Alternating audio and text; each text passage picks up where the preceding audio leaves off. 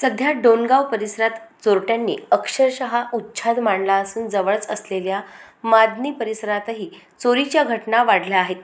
रात्री अपरात्री सर्रास चोरीच्या घटना घडत असताना पोलीस गस्त नेमकी कुठे आहे असा प्रश्न नागरिकांकडून उपस्थित केला जात आहे.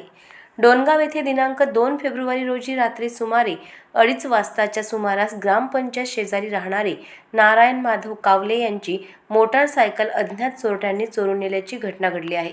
पोलीस सूत्रांनी दिलेल्या माहितीनुसार नारायण माधव कावले यांच्या घरासमोर उभी असलेली होंडा शाईन कंपनीची मोटारसायकल क्रमांक MH28 BC 5948 अंदाजे किंमत 30,000 रुपये अज्ञात चोरट्याने चोरून नेली.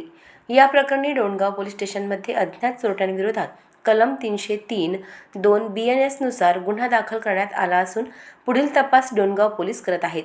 विशेष म्हणजे मोटारसायकल चोरी करून नेत असताना संबंधित चोरटा CCTV कॅमेऱ्यात कैद झाला आहे.